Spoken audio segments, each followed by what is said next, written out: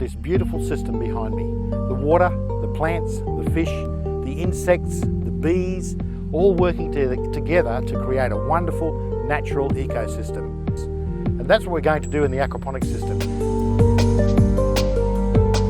In the water we see behind us, in the plants we see behind us, and the insects we see behind us, we've learned how to make them all work together to produce beautiful natural food for us to eat. In this DVD, we're going to learn some of those secrets that have been locked away from us for a long, long time. Come with me. Let's go and have a look at the greenhouse.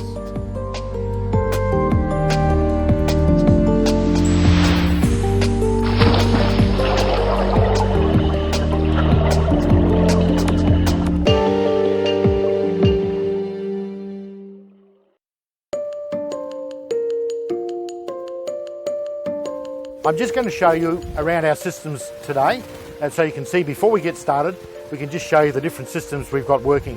And these are all domestic type systems that you could have at your place.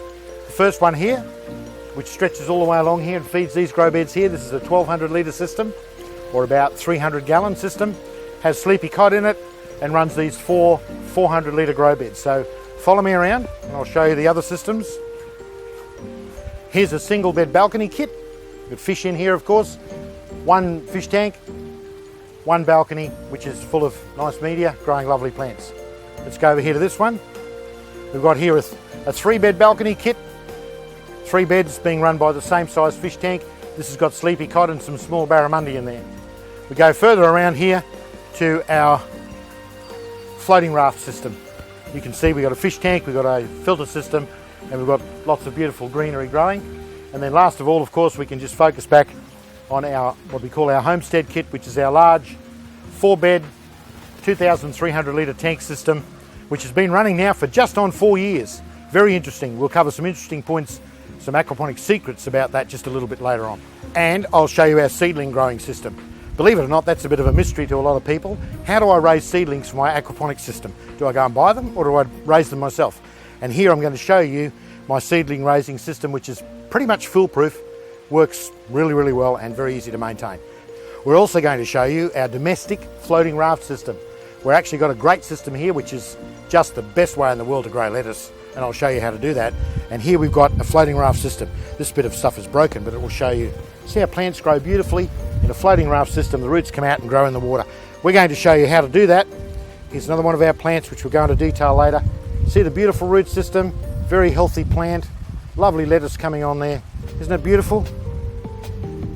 In this DVD, we're going to go way beyond the basics and we're going to find out the real secrets of making it actually work. In this DVD, we've created some really wonderful animations which will show you the different ways we can make systems work. And you can choose one of them which suits you best for your area.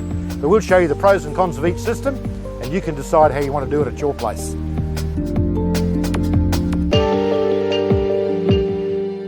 Let's talk about mature systems and how long does it take for an aquaponic system to mature. Sometimes this concerns people a real lot because they start doing aquaponics and sometimes they don't get really good results in the beginning. And so they worry, what's going wrong? Am I doing something wrong? Not really. We've got to remember we're dealing with natural systems that take a while to mature and develop. And I want to show you as an example some corn that I'm growing right now. I've got 2 lots of corn. I planted on the same day from the same seedling batch. I planted one in a system that's right here beside me that is about 18 months old, so it's a mature system. And I planted some more, which we'll show you in just a second, in a new system that the time I planted it was only about 3 weeks old. And you'll see the difference in the corn because of the nutrient availability to the plants. As the system matures, more and more nutrients become available to the plants because the system, the ecosystem that we're developing, the natural system, takes time to develop. See this corn behind us? It's in beautiful condition, lovely dark green colour, and you can see the cobs are coming on. Some of them have even got a double cob on them already. See this one here? Double cob coming already, and the plants are really healthy, they're fresh, and that corn is going to be really beautiful. My mouth's watering already, I can't wait to get to it. And let's go over now and have a look at the other corn, and you'll just see the difference in colour. Now there's no trick photography here. The other corn is growing okay, but you will see for yourself, it's just nowhere near as good. This is our second lot of corn. Remember, we planted it on the same day, exactly from the same lot of seedlings. You'll notice we're getting cobs. Yes, cobs are developing, and don't you worry, we'll eat them. But you'll see the colour of the The colour of the leaves, it's kind of pale. Even some of these leaves here, if we can get a close of them, you'll see they're striped, which shows a good example of nutrient deficiency. We can still get a corn crop from this, which we will, but it's a good example of a system that's still young and has got a long way to go to develop its full potential. It takes a while for all the nutrients to develop in the system. But the corn is still growing, as you can see, and we've got a variety of herbs around it that are growing quite okay. And in fact, if this was in most regular dirt gardens, you'd probably be delighted. But in our aquaponic system, we've learned to expect much, much more. But I just want you to understand that when you first start with your aquaponic system, it takes time to mature. In fact, some researchers say that it takes up to 12 months for the system to become really nutrient mature and give you constant, consistent results. This is clay pebbles, known in some places as hydroton or just plain clay pebbles. They're used frequently in the hydroponics industry, and some people like to use them in aquaponics, but there is one downfall, and that is if you get windy conditions like we've just had in Brisbane here. We've had terrible dry, hot winds, and you can see this corn has blown over, and I've had to stand it up again and try and push it up straight and put some more clay pebbles behind it.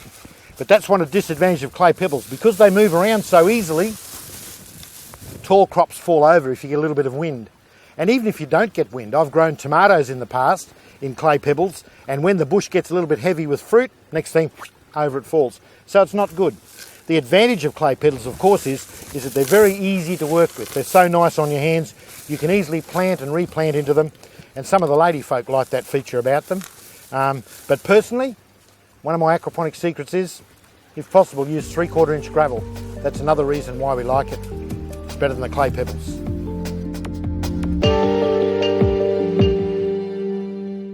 We're working now around the base of this wonderful pawpaw tree, and I just want to show you once again what it's growing in. 20mm or 3/4 inch gravel. Look at that. You wouldn't think anything could grow on that, would you? And unfortunately, that's what happens. People come to me and they say, what media should I use? And I tell them, 3/4 inch gravel. But they leave here and they think, silly old cow, nothing will grow in that. So they go off and they get sand, or they get 5mm gravel, or they get some other diabolical mixture that they think will go well. What happens is, 6 months later they're on the phone saying, there's something wrong with my aquaponic system. My plants are all dying. The water's not flowing properly. It's all clogged up. Of course it's all clogged up. We have to have a system that operates on zones.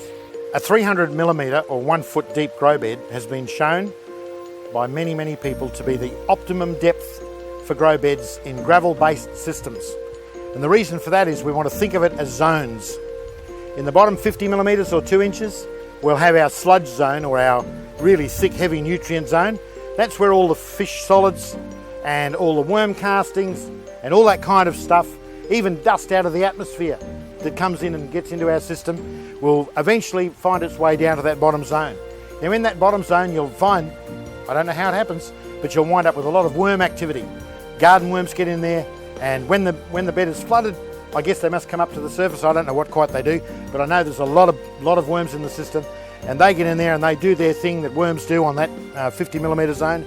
Then we have about a 150mm zone, or about 6 or 7 inch zone, where we have the growing zone, the root zone as we call it. And that's where most of our roots occupy that space. Of course, some of them go down into the lower zone, of course, the deep-rooted plants. And then the top 50mm or 2 inches is our dry zone. We really don't want the water to flood any higher than that, because we want to make sure we have a minimum of water evaporation, and we want to have that dry zone to protect the plants. Our top 50mm, of course, is important to prevent algae growth. If we were letting the water flood right to the surface all the time and wetting this, with sunlight on it, we'd get a lot of green algae growth. Now, algae is not good for the system because it robs the system of nutrient, because it needs food to live. So it will rob the system of nutrient that could otherwise be growing plants. It will also rob the system of oxygen, remember, because every time that bed drains right down rapidly, what happens, the air is sucked down through the coarse gravel, and oxygen is delivered to the roots of the plants. Oxygen is delivered in great quantities to the good bacteria and the microbes and all the other little things that are working away in there. So that's very important. That's why we want to keep the top dry. So your grow beds, when they're operating correctly, should always be dry on top. We dig down only just a few millimetres, just an inch or two, we start to come across moisture, and we start to come across the roots of the pawpaw tree. And we see this beautiful system, and there's a giant worm. Have a look at this. There you go. Giant worms growing in our aquaponic system. Now, every gardener knows that the greatest friend a gardener can have is a garden full of beautiful, healthy worms, because we know what they do. They're actually the wonder people of gardens. They release, by their action, they release all the nutrients that are locked up in the soil and locked up in the fish poo. They're part of the process of producing minerals and nutrients that are available to your plants. But I'm very sorry, Mr. Worm. You're going to go to be lunch for my jade perch.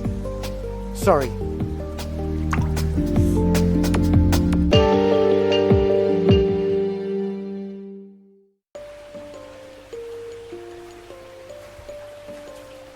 In aquaponics, we need to make use of all our space. We only have a limited amount of space in our grow beds of square metres or square yards of growing area, so we need to make use of vertical space as well, as much as we can. For example, when I plant beans, I always plant climbing beans, and I get them to climb up away from my main growing area, and that gives me good bean crops. In fact, I've found that climbing beans actually last a lot longer than regular dwarf beans. One thing to remember with beans, you may already know this, but pick them while they're young. The bush thinks it's got to grow some more, so it'll keep putting more beans. If you leave some hanging there till they start to go to seed, the bush will think, oh, okay, my job's done, and it'll stop cropping. So remember, pick them while they're young, keep them picking, and you'll get a longer life out of the bean bush. Wonderful use of vertical space. And we can see here the tomatoes we're growing. We had some shots we took earlier of this same rack system, and now we've got our new growth for this spring. You can see we've got some really robust tomato bushes growing here. We've got our bean bush, and we're making use of our vertical space, so we'll have tomatoes growing over the top here. But this season I'm going to try and limit a little bit, because I found last season that I had so many tomatoes growing on top, which was wonderful, but what had happened, it had cut the sunlight out to the beds below, and in the end my below space was unusable because nothing would really grow there because of lack of sunlight. So that's something to think about. In making use of your vertical space, think about where the sun tracks in your area, and for me it's this side here towards the north. I should have really built my rack on that side of the greenhouse so that the sun was always had access to the beds below. So that's an aquaponic secret. Just make good use of your vertical space and plan your greenhouse so that you can have your tomato and beans and cucumbers and all sorts of climbing vines you can grow over the top, but still allowing sun to get access to your beds below. Just look at these beautiful tomatoes. These are a variety called Amish paste, which is an indeterminate tomato. And that's another secret. When choosing your tomato variety, choose one that will grow in the manner in which you want it to grow. And an indeterminate tomato is a true vine, and you'll find it will grow up for you and it will spread out, and you can trim it and you can make it grow the way you want it to grow. If you were to choose a variety like Grosslisi, for example, which is actually a determinate tomato or grows like a bush, you would need to grow that in your grow bed, and it would take up space in your grow bed. So just think about that when you're choosing the tomato variety and the variety of plant you're going to grow so that you can make use of your vertical space. Here's our indeterminate type of tomato, the Amish paste. You can see some lovely fruit. This is the first fruit of the new season coming on. And with indeterminates, don't be afraid to chop off some of the leaves that don't look so good, because what happens with indeterminates is the leaves will actually die off on the bottom half of the bush. Some people think, oh, the bush, there's something wrong with it, it's sick. But no, it's not. It's a natural part of the tomato's growth, these type of tomatoes. As the bush matures and grows up, those leaves at the bottom will brown off and start to drop off, and just cut them away. It doesn't matter at all. And you can see here, this is what I'm doing, just keeping the whole thing nice and tidy because it looks good for the camera and everybody's happy. We can see our fruit coming along. There's one we got rid of. Nothing wrong with that. It's just getting old. We're talking about using vertical space. Well, vertical space goes down as well, don't forget. Let our chives hang down over the edge of the bed. Plenty of them. Look at them there, miles of them. Let me tell you a secret about chives. As many as you want, just get the scissors and chop them off. Look at that. I've got more chives than we'll be able to use in the kitchen in a week, probably. We just get the little dead ends out of there, and look at that, beautiful chives. Miles of them. I can now get busy and chop these up with my scissors and put into my salad. Lots of chives, wonderful fresh chives. But don't worry about chopping them off with the scissors. You can be as hard as you like on these chives, and believe it or not, inside a week, they'll be shooting back up again.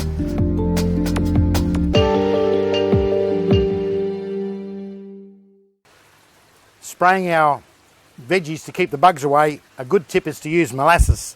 This is just ordinary old molasses. You can get it at most produce stores. You can buy molasses really cheaply. We can get it here in Queensland for about $10 for 4 litres. And actually molasses, for those who don't know, is a byproduct of the sugar refinery process. When they get lovely cane sugar and they take all the goodness out of it and leave you with white sugar, well, one of the byproducts is molasses, which is just full of sweetness and good stuff. Very, very strong in flavour, and we use that to spray our leaves. Now, what good might that do, you ask? Well, there's a school of thought that says that bugs only attack bushes that are weak and low in sugar content, and that is referred to as the Brix number. And plants that are being attacked by grubs and moths are attracted to plants that are low in that. What the molasses does is, when we coat the leaves with molasses, it raises evidently the sugar content or the sugar appearance of the bush, and the bugs move on somewhere else. They go looking for somewhere else that's weaker and not so good. Sounds like a fairy tale? No, it's not, because I've been doing it now here for some weeks to my silver beet that has been badly attacked by moth and laying grubs, and I can tell you I've just about beaten it by just spraying molasses twice a week. So I'll show you how to do it.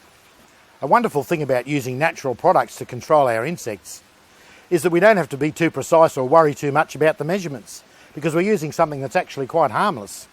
And that with molasses we can do that. And we can use it as frequently as we like. We don't have to worry about measuring it or worry if we're poisoning anything. It won't harm the fish. It won't harm the good bugs like lady beetles and that sort of thing. It's just a repellent. You can think of it like a repellent. So I'll just show you how imprecise you can be. We'll just pour some molasses into our container here. That's probably about 2 tablespoons I've put in there. We'll give it a bit more, just to make sure of it. The only trouble is I've found if I do too much, the tomatoes wind up with a little bit of a brown molasses stain on them, but that doesn't matter. Washes off easily. We'll now just add some clean water to fill up our little sprayer.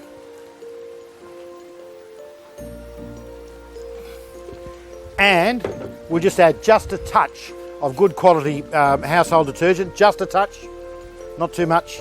And that's just to make the mixture spread on the leaves and stick to the leaves nicely. You wouldn't want too much detergent, I emphasise that, because if you put too much in, you're going to create a problem for yourself in that the detergent will become dominant in the mixture, and you don't want that to happen. You just want just a touch of it. So I've used just a touch of it there, and now I've got my sprayer ready to go. See, I'll give it a bit of a shake around because that molasses is very water soluble, but you need to give it a mixed. And we pump up a bit of pressure, and away we go. See, I'm getting really great coverage there of the leaves. Isn't that terrific? They're totally saturated with molasses. Remember, I can't possibly do any harm to my plants doing this. I'm just coating it with a smelly sugar coating. A smelly sugar coating, and that's very important. Totally harmless to me later on. If I were to pick these leaves this afternoon and put them into a stir fry, there's no way that this molasses could do me any harm or my kids any harm, and it's very water soluble. And we're just going to finally beat all these rotten little bugs that we've got here that are eating up our silver beet. Sea Sol is also actually a very useful foliant spray in the control of insects and also in adding some nutrients to your system very early in the piece. For those of you who live in the Americas or in Europe, if you can't get this actual brand, just look for a naturally produced seaweed extract to use. And I think maybe it works because of the smell of it, because it is a little bit smelly. But remember, it's loaded with minerals and good stuff that the plants will absorb through their leaves anyway while you're doing it. Now bear in mind, when using natural remedies like this to try and control the bad insects that come into our garden, they are only a control mechanism. They don't actually kill the bugs or do anything like that. So you have to spray quite frequently if you have a problem. And don't expect that the bugs will all drop dead straight away, because they won't. But you'll be able to control what happens. I've reached the point with my garden where, quite frankly, I don't mind sharing a little bit with some of the bugs, because that's nature, that's natural. You're going to lose some of the leaves of your silver beet and other green leafy vegetables, but that's fine, because the vegetables have been grown without any poisons and without any artificial fertilisers. And for that, I'm prepared to share a little bit with the bugs. I'd just like to show you some sleepy cod. Now these are native to North Queensland and to Southern Asia. Singapore and Borneo and all through that area. Slightly different genesis, but pretty much the same species. And we've just got a couple here. In fact, we've got 80 in this tank that are now 2 years old. They were 2 years old in August. And I'm going to keep them for another year yet before I start to eat any, because they're a very slow growing variety. But all that I've read everywhere and every report I read is that they're supposed to be the best freshwater eating fish in the world, bar none. And that's commonly reported, so I'm really looking forward to it. But I'm going to be patient and wait till they're another year older. But I'll just catch some and just catch one and show you what they look like. Here we got one here. What a beauty. Let's have a look at him. Who wouldn't love that face? Sit still, boyo. What a beautiful fish. And he's starting to get some weight on him now. My guess would be that he's about, he feels like about 1 pound or 500 grams to me in weight. Quite heavy. Body shape, you can imagine the beautiful fillets will get off that. What a lovely specimen of fish, hence the name Sleepy Cod. See how tame they are?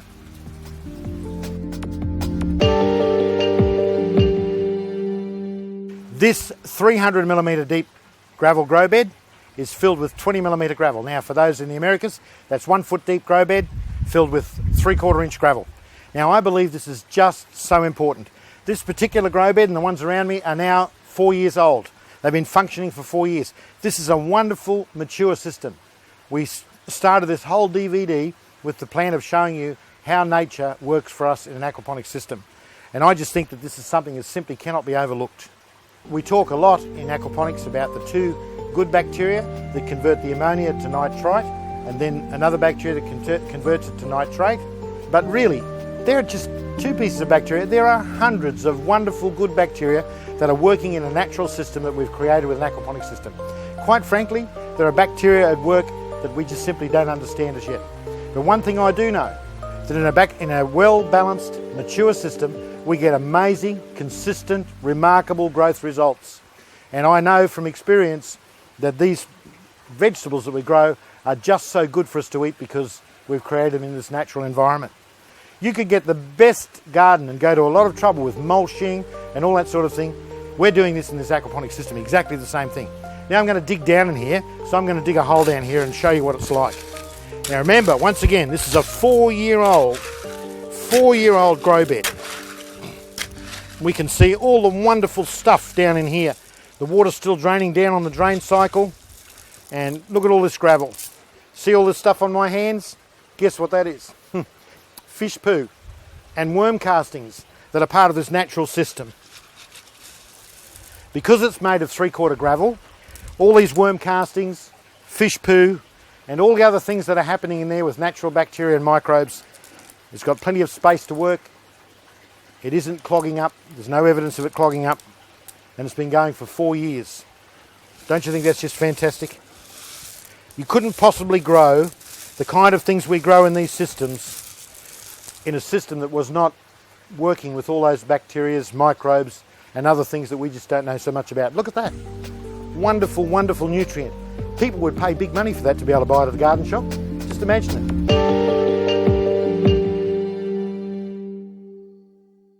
If we wind up with an area where oxygen can no longer flow, a whole different set of bacteria will set up and the system will become what is termed as anaerobic. In other words, there's a complete switch takes place. The good bacteria that we want to do the job for us disappear because the conditions are not right for them, there's no oxygen, and a whole different set of bacteria take over the bed. And you'll wind up with a bad bed. The first hint you'll get of that is that you'll start having pH problems.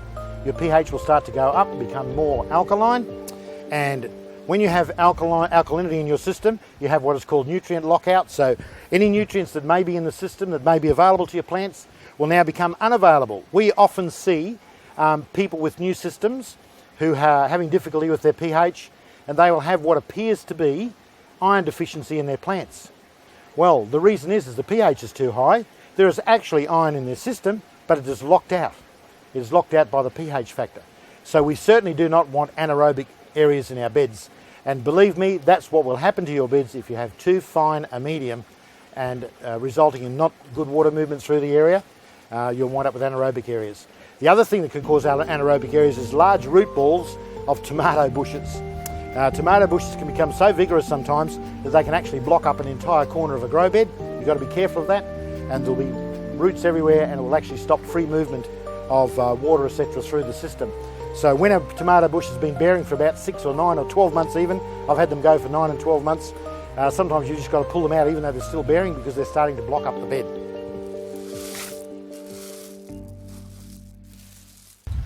Look at this pawpaw tree behind us, growing in another one of these 4-year-old grow beds.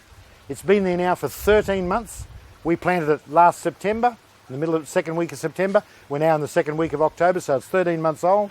We've grown the most fantastic red pawpaws on that. We've got another one growing beside it in another one of our 4-year-old grow beds. Because quite frankly, for me, the mystery I'm yet to solve totally is I want to be able to grow fruit trees as well as green leafy vegetables. And I believe we've done it here with the pawpaw tree. I've got a good old friend, he's an old pawpaw grower from way back from North Queensland. And he come and told me that just simply, we could not do it. We simply could not grow pawpaws in this environment because pawpaws evidently don't like wet feet. You've heard that expression, I'm sure, many, many times. Oh, you can't grow that plant, it doesn't like wet feet. Well now, a more correct thing to say would be that the plant does not like lack of oxygen around its roots.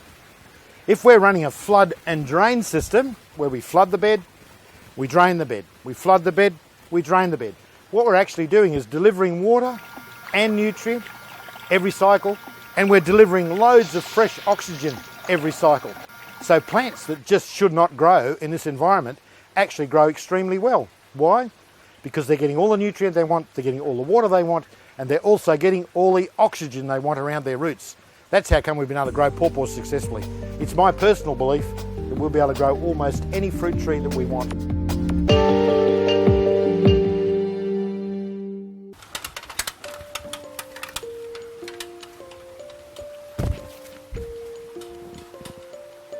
Have a look at this. Isn't this beautiful? 17 months from seedling, and we've got these beautiful pawpaws. I just can't believe how abundant they are. This particular pawpaw tree, the red pawpaw tree, we've now taken 42 kilos of fruit off this one tree. Now isn't that astonishing?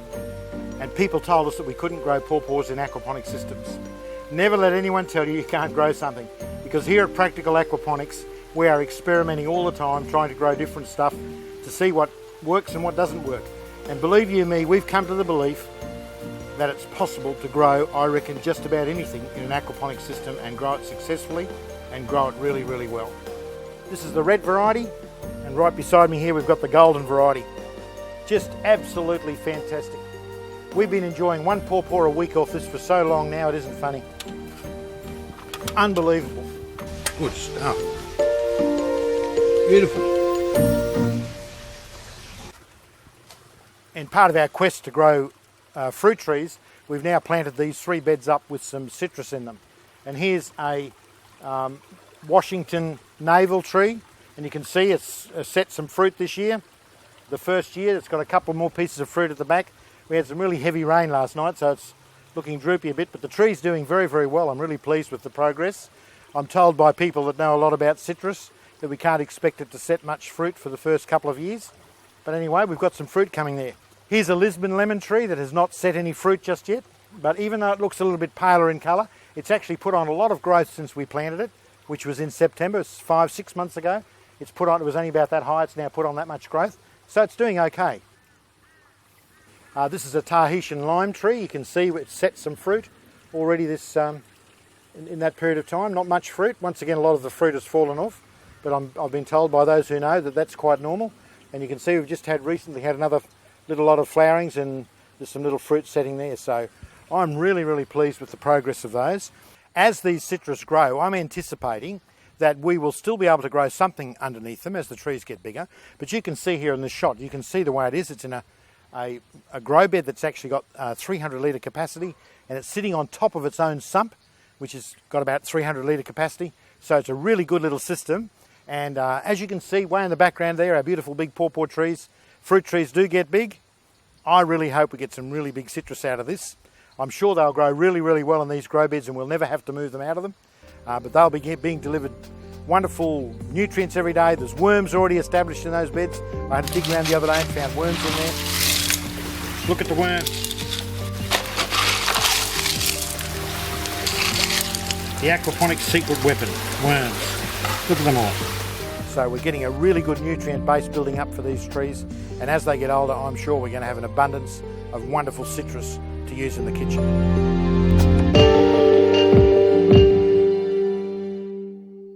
We're going to show you some secrets on how to fine-tune your system.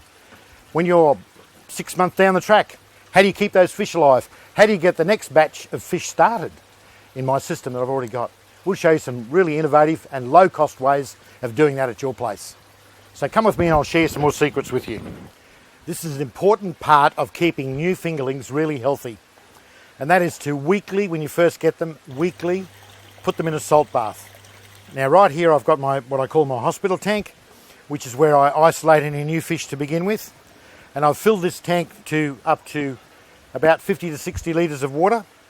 And I'm going to make a salt bath to put the fish in, just a 1 hour salt bath. And I'm going to salt the water at the rate of 1 kilo per 100 litres of water. I've already measured out the salt. You can just see the amount of salt. This is one half of a kilo into 50 litres of water, or about 1 pound of salt. So we're going to mix that with some fresh water, and we want to dissolve all the salt first. And this salt is just swimming pool salt. It's nothing special. If you want to go and buy aquarium salt, you can. So we'll just put some fresh water in there and we'll stir it around until we dissolve the salt down to a liquid form. And then we'll add it to the hospital tank, and we'll stir the water up a bit to distribute the salt around in this lovely fresh water we've got. Now we'll just go over that again. The ratio of salt is 1 kilo of salt per 100 litres of water. And this is our salt bath mix for our fingerlings. Now I'd recommend you do this when you first get the fingerlings home. You'll salt bath them immediately. Now the effect of the salt bath is really quite amazing, because for almost all freshwater fish are very tolerant of salt in short doses. All of our Australian natives can quite happily live in salt for a while. And this particular ratio has been proven and tested. In fact, it was given to me by a very well experienced hatchery person, so I know it works. I've been using it for some time myself now, this formula, and it's a great way to make sure your fish are healthy.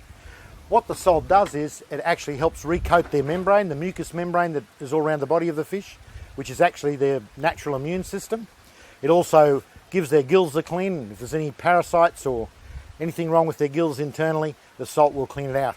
Now it's important to understand that the salt works because of the shock factor, because they're in fresh water and suddenly they're in salt water. And when we've done the bath, we take them back out and they go back into fresh water again. And that shock is important because that's what kills the parasites.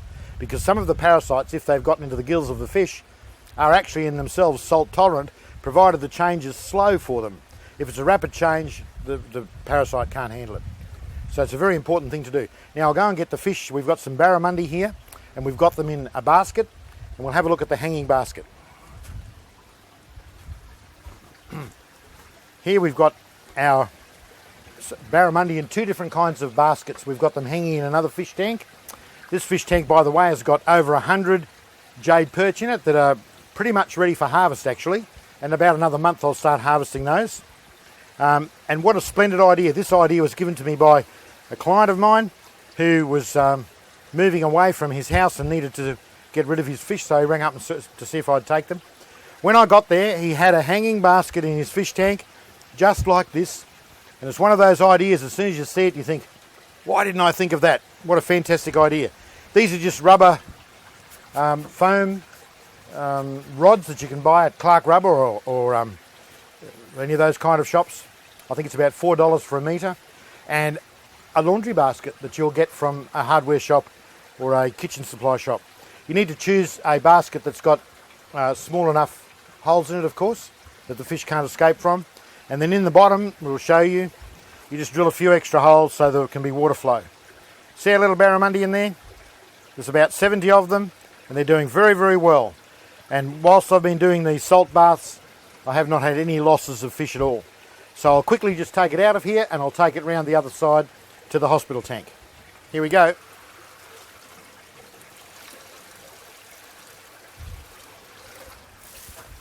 The fish won't suffer through a few minutes of, or a minute or two of being moved around.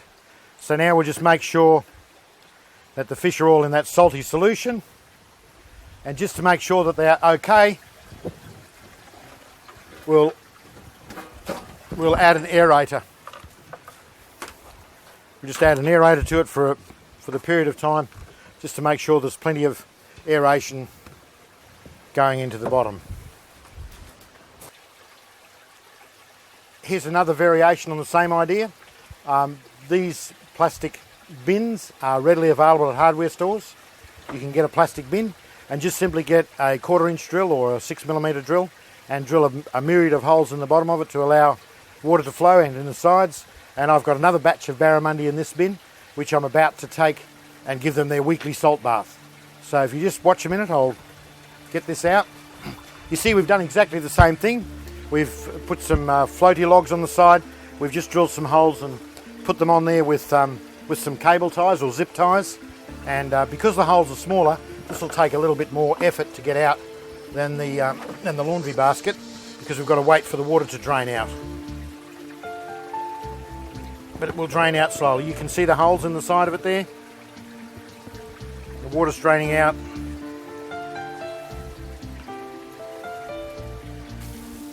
Another batch of barramundi to have their weekly salt bath. See them in there?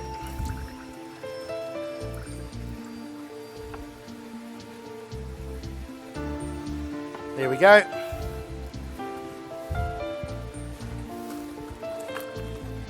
And once again, we'll give them their share of air for the duration of their stay here. Notice how they quickly run to hide underneath the bubbles.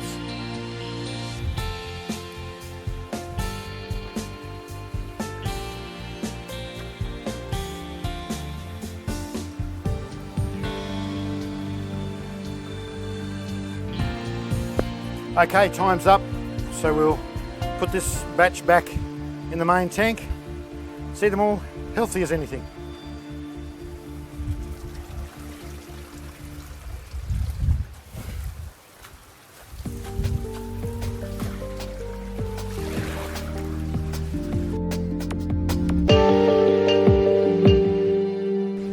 One of the most overlooked things about killing your fish is stress. Now, your fish can be stressed in all kinds of ways. The most common way is when Uncle Sam or cousin Harry comes over to see your aquaponic systems, and they're really intrigued by the fish, so you set about with a net and you start catching fish so they can have a look at them. This is very harmful to your fish. We know this from experience, because when we were shooting our first Aquaponics Made Easy DVD, we caught the same poor fish about a half a dozen times and kept redoing the shot so we got the right shot, and that poor fish died a few days later from stress. Look at that. That's a beautiful silver perch, weighing about 1.5, 1.7 kilos. What a beautiful specimen of a homegrown fish. Woohoo! Come on, baby, be careful. And it's the same with us humans, really, when you think about it. If we live constantly under stress, we get sick and we die, and it's the same with our fish. That's why we advocate, really, it's not a good thing to be poking at your fish or interfering with them too much. They're much happier if they're kept in semi-darkness, and if they're litters over the thing and they're not too much interfered with. We just notice in our daily feeding of the fish, if I come there and I'm the same person that comes at the same time every day to feed the fish, they're quite happy. But when there's visitors peering in, the fish noticeably go and hide in the corner. They know, and they're stressed, they know there's a stranger there. So try and keep the stress right down to your fish, because stress is a killer. Fish are much happier living in semi-darkness with a nice cover over their tank and not being interfered with too much. Keep it to a minimum. Your fish will live much longer, and when you finally get to eat them, they'll taste a whole lot better.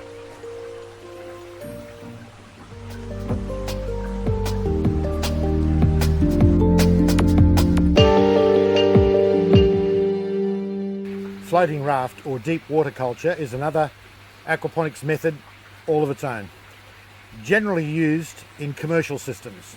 The reason we do that is because it gives us ease of harvesting and ease of planting for your labour. It also provides much more stability in the long run, because you've got a much larger mass of water, because root zone temperature is very important in growing plants. So the larger the mass of water we have, the more likely we are to have stability both in pH and in water temperature. So we've been running this trial system here for about 9 months now. You see here we have our traditional fish tank, which houses about 30 jade perch in this case. The water is just simply pumped up by a pump into this filtration system, which I'll show you.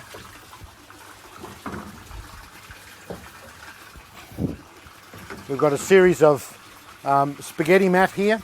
The water comes in. You can see these are coming in through aerators, venturis, which are putting a lot of nice oxygen into the water, and the water flows slowly through these. Another bank of aeration, through this one, another bank of aeration, and then the water will finally, any solids that are left will drop out and be prevented by this dam here. The water flows past another chamber, which the way we've got it designed has got a slight swirl action, and down in the bottom there we've got a drain point, the same as we have a drain point here, where any solids that remain can be removed quite easily. In a floating raft system, we want to be able to remove most of the large solids, as many as we can. And the reason for that is because if there are suspended solids in the water to any large degree, what will happen is those suspended solids will adhere to the roots of the plants you're trying to grow. Whilst that may appear to be a good thing initially, what it does is it actually blocks out the oxygen supply to the plants. Because remember, the roots of the plants are totally immersed in water in this system. We're just about to add some lime to our floating raft system to buffer the pH, to bring the pH up. And here we've got a handful of it we've put into the chamber, and we'll just watch the progress of it through the filter chamber. Now this filter box that we manufacture has got going through it at the moment 7,000 litres of water per hour. That's the amount of water we're pumping through it, which is quite a high volume for a small filter box. And see how slowly it's moving. And this is the point. Because the water, even though there's a big volume of water coming in, the water is slowed right down as it passes through these filter things, and that allows the time for the solids to drop out into the various chambers. And by watching the progress of the lime through first of all the 3 banks of filter medium, and then into the dropout zone, and then finally into the final dropout zone, you will see just how slowly that actually moves through this filter box. And of course, with the water moving through quite slowly like that, it will help any solids that are in there, suspended solids that don't get picked up by the 3 filter banks. It will help them to drop out and drop to the bottom of the chamber, the first chamber. And when it's in this chamber, see how it's already dropped to the bottom, and now we can start to see the lime moving up the side and coming up the side of the dam. You can see that nicely, now spilling over the side. So that's what happens to our solids. Any solids, suspended solids that move through the system, that manage to get through our 3 banks of filter, drop out in this dropout chamber. You can see distinctly how that happened there by the visual of the lime. And now it runs finally into our final mixing chamber and out. And that's important because we're trying to remove as many of the solids as we possibly can for our floating raft system. On some systems we've installed for customers already that are quite a bit larger than this, we've actually banked these and had a bank of them operating and putting 15 and 20,000 litres of water per hour through them. Very, very effective filter system. Here's a good example of a beautiful oak leaf lettuce that's ready for harvest. And I'll just pull this out and show you. This is the beautiful part about floating raft systems. It's really very easy to remove the plant. You can see there we've got a root system underneath. A few little leaves that we don't want, we'll pull off. And there we have, slightly discoloured, which shows that we're not probably getting as much of the solids out as we'd like, but still, as we can see, the plant is very healthy, beautiful, certainly of marketable size, lovely oak leaf lettuce. So the good part about this is we can replant it with great ease. We just put the roots back down into the hole and wriggle the plant down into the system, and there it is, replanted. The plant won't even know it's been out. I'm going to lift this whole tray up and just show you what's underneath. You see all the roots of the plants there hanging down?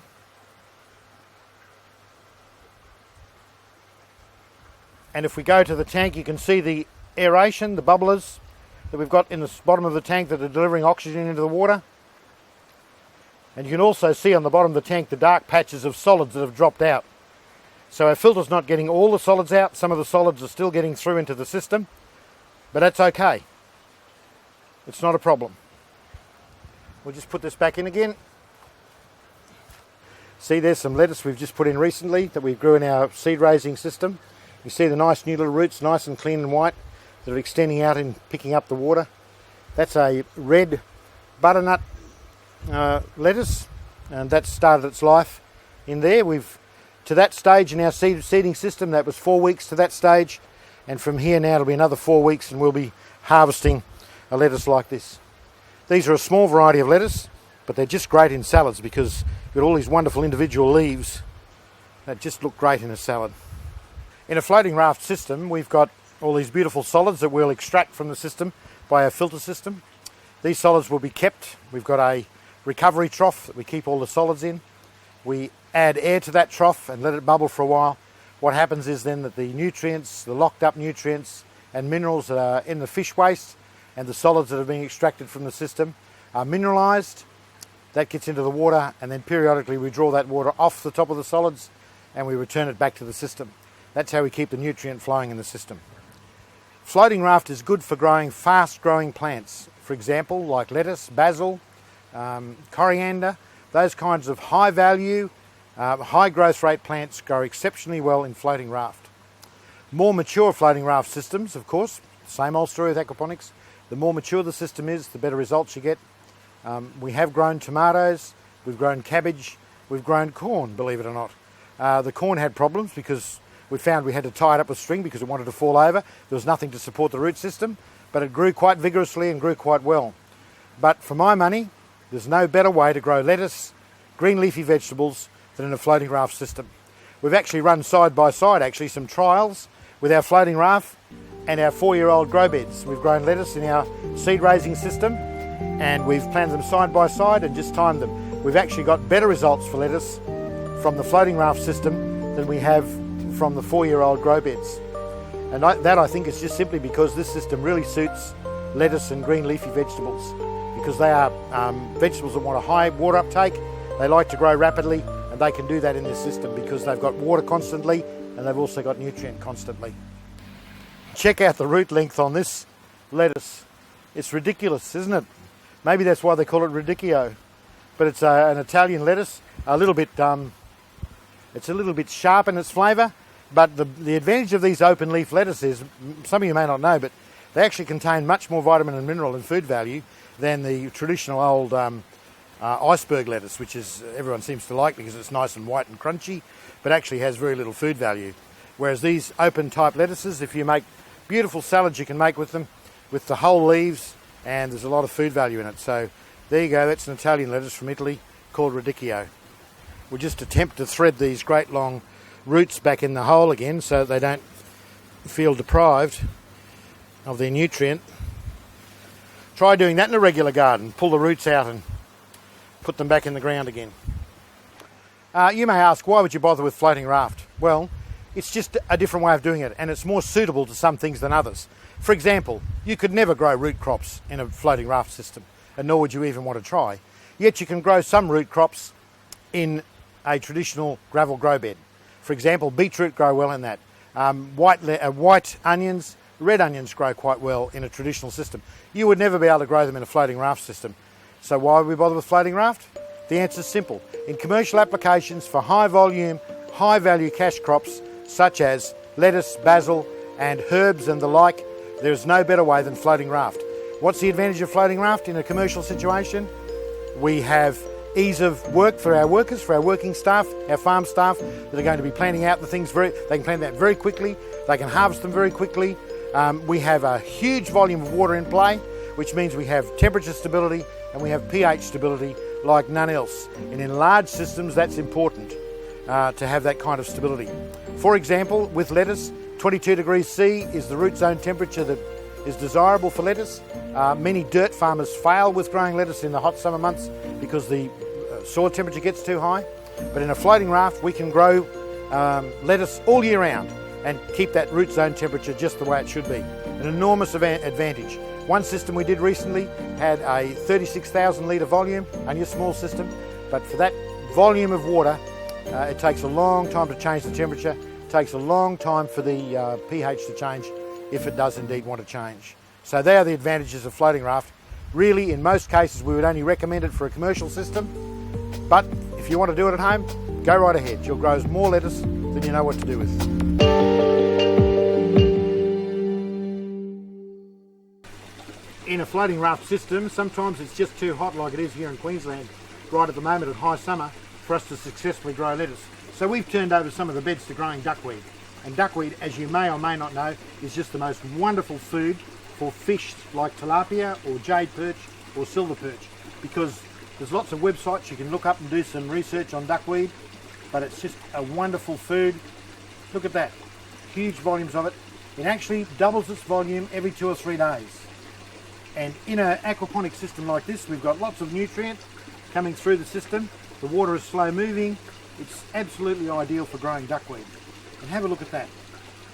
We're going to start harvesting this stuff pretty soon, and we'll save it up for winter for a fish food. We'll freeze it down into little blocks. There's quite a bit of weight there. Beautiful fish food, look at that. I'll squeeze the water out of it, and there we've got a lovely bunch of green feed for our fish. 40% protein, and of course, naturally enough, it would have picked up all the minerals and elements that are flowing through our water. What a wonderful thing. This particular duckweed tank is not doing so well, and the reason is immediately obvious. Because of the way the water is coming into the tank, there is water movement on the surface, and duckweed does not like water movement on the surface. Whilst it likes water movement to be going through the tank, if we've got surface water movement like we can see here, the duckweed will not grow anywhere near as quickly.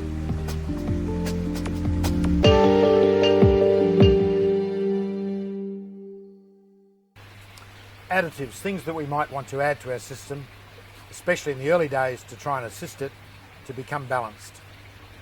Once the system is operating correctly, I believe you don't need to add anything personally, but just in the early stages, you may find that you'll have iron deficiencies. So it's a good idea to periodically add iron chelates to your system. You only need to add about a teaspoon to a 1,000 litre system or 250 gallon system, and that will boost the iron content of your system. Once again, I'm talking about the first 3 or 4 months of operation. Another thing you may like to add to your system is sea salt or seaweed extract.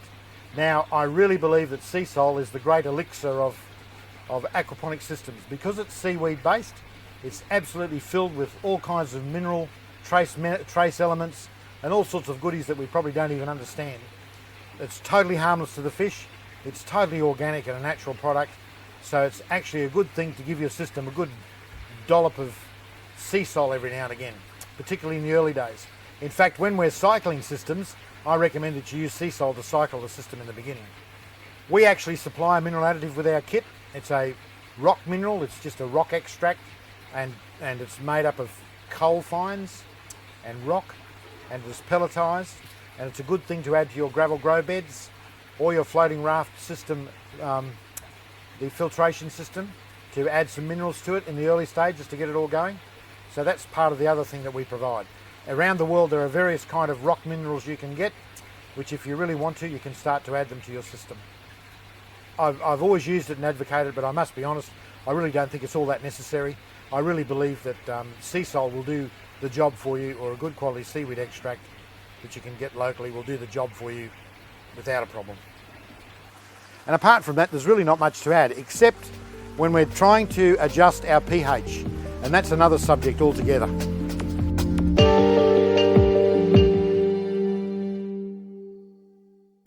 The right pH for your system, what is it? We covered this a little bit in our earlier DVD, but it keeps coming up, the subject keeps coming up. Fish actually are happy with the pH around 7. Plants are happy with the pH down around about 6 or 6.2. So what do we do in an aquaponic system? We have to arrive at a bit of a compromise in order to keep everybody happy. If the pH is above 7, and there are charts available where you can look at this, email me and I'll send you a copy of the chart if you want it, where you can see that we have what is called nutrient lockout when the pH gets to 7 or above. And some nutrients, such as iron in particular, and magnesium, and those kind of elements that are so important to plant health, become locked out. The plant simply can't take them up when you get above 7 pH. So high pH is not good for plant growth. I've seen many of our clients that have trouble with pH. Their pH is too high, their plants look terrible, and they almost give up on aquaponics, and it's all because of pH. Now, in a well-adjusted system that runs really well, the pH will tend to drift down over time, because one of the byproducts of the 2 good main bacteria is they give off an acid, and so the system slowly but surely becomes more acid. Now that's in the system that's working really, really well. If you can't get your pH down, there's usually one of two causes. One, the system is very young and it's still cycling. That could be the first cause. If your system is old and the pH has been good and suddenly it starts to rise, you want to be immediately suspicious of blockage in your beds or somewhere where an anaerobic area has developed. And the blockages could be caused by just too much matter in your bed, you haven't used the right grade of medium, or you might have large plants like tomatoes, etc., that are causing a blockage in one corner of your bed. That's the first thing to suspect. The second thing to suspect might be the medium that you're using, the actual medium. In the area that you got your gravel from, that gravel might be very, very high in lime or some of similar types of things that naturally make your system alkaline. If that's the case, you may have to dispense with that gravel and get something else, because consistent high pH is not good for your plants. Let's do a test of this system and I'll just show you. I'll get some water out of the system. We want it to be 5 mil. You see the line on the thing there, so we'll just shake it down until we get to 5 mil. We'll add, the test bottle says add 3 drops. So we'll carefully add 3 drops, 1, 2, 3. Lid back on, child safety lid. Cap back on, and we'll give it a shake. pH tests come up pretty much instantaneously. We look at the colour there, it's kind of gold and kind of a little bit blue. If we look at our test chart, can you see that clearly there? I'd say we're about the second one, which is about a pH of about 6.4. Which is getting down on the low side. In fact, it's very desirable for the plants. The plants love it around about that area, even a little bit low, even a little bit lower. The plants don't mind. That's why we get such good plant growth. Look at our tomatoes, our silver beet, our lettuce, our onions of various types. They all love that kind of low pH because all the minerals and elements are easily available to them. But what about our fish? Well, I've found over time that the fish really don't mind. If the pH changes slowly, then the fish don't mind. They get used to it and they live with it quite happily. So we've got, in this particular tank, we've got nearly 80 sleepy cod, which have been living in that kind of pH now for almost 2 years, and they're quite happy about it. In fact, this pH in this system drifts down. In about another week or two, I will have to buffer it up. And look, I'll show you how we do that, just as a matter of interest. If your pH gets too low, just imagine it goes below 6, so you could go right down below into the mid-5s if you're not careful, you don't keep an eye on it, and you'd really have no way of knowing unless you bought a different test kit. So let me just show you a quick and easy way to buffer your system. And what we mean by buffering is adding an alkaline agent to bring our pH up a little bit. I'll just go and get some. I appear to be very scientific, but I've been doing this for a while. So that's about 3 tablespoons of hydrated lime. You can obtain this all around the world. Best not to use dolomite because dolomite actually contains other elements. The purer the lime you can get, the better. Now you've got to remember, lime is very high calcium content. So whilst buffering this and bringing our pH up a bit, we're actually going to be adding a lot of calcium to our system. And isn't that great for us? Because when our plants take up calcium, the plants, we get calcium. And we all know that's a very important part of our diet. So by doing this, we're actually helping our system. Let me just show you what we do. Just simply into where the water comes into the grow bed, I just simply throw the lime there and just mix it in with the stones.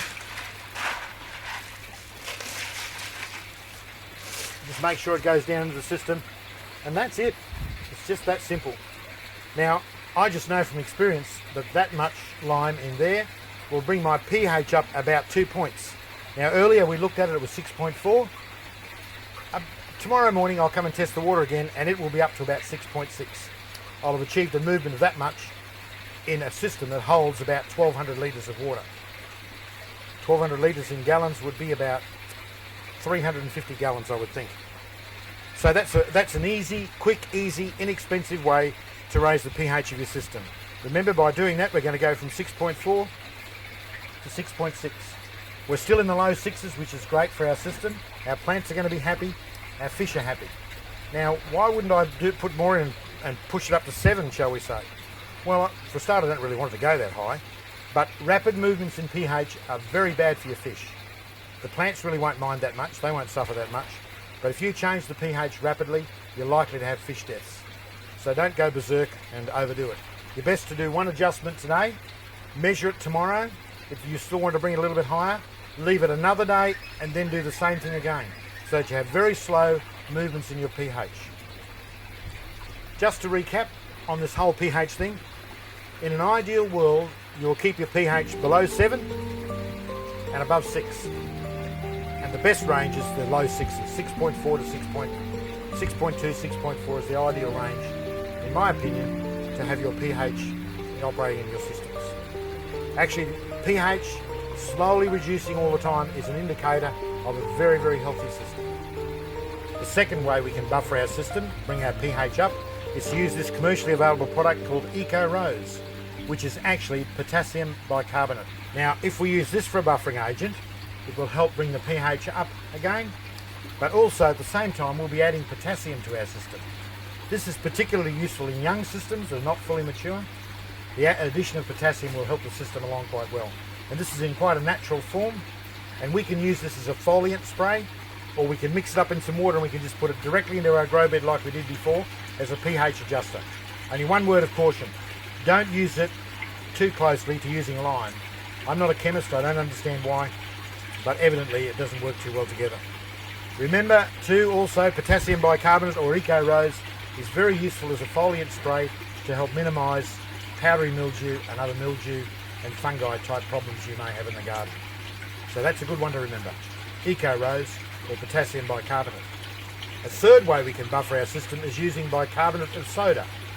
You can buy that commonly anywhere in supermarkets usually, and bicarbonate of soda is a quick way to buffer a system up again, to make it more alkaline if it's too acid, but it has no real value to the system in any other way.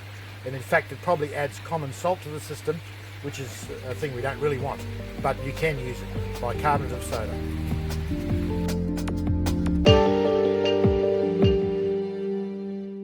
We're going to talk about how to plant seeds and get your own seedling supply.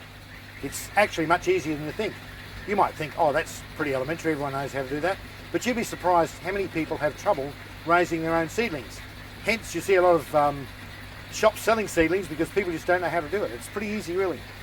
We've got a method here which we believe is pretty darn good. We've got this tray with a whole lot of holes in it.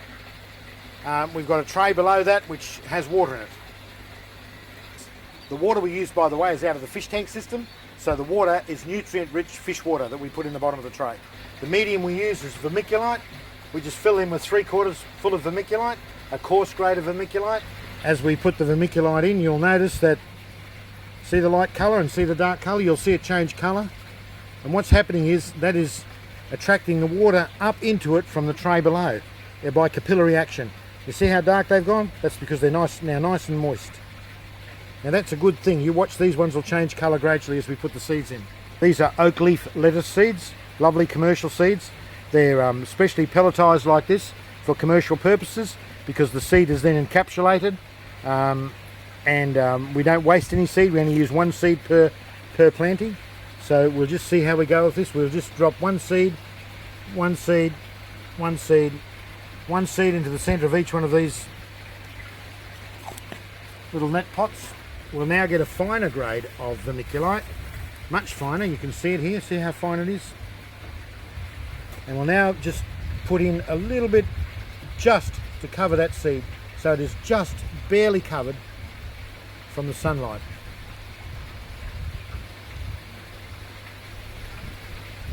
There we go, that's it. That's all we have to do. And you can see here the result here of some seeds that I did, oak leaf seeds that I did 5 days ago. Lettuce have come up, most of them have got 2 seeds in. You see I was a bit lazy there, I should have only put 1 in, but there we go, we've got 2 oak leaf lettuces come up quite nicely. I believe it's part of the sustainability message that we be very conservative with our seed using. I like to be very conservative with it, and this way I only use 1 seed or 2 seeds per pot, and I get all the plants I can use. It's a really important message, I think, to use seeds very judiciously and to use heritage seeds. It's all part of being sustainable and being economical with our garden.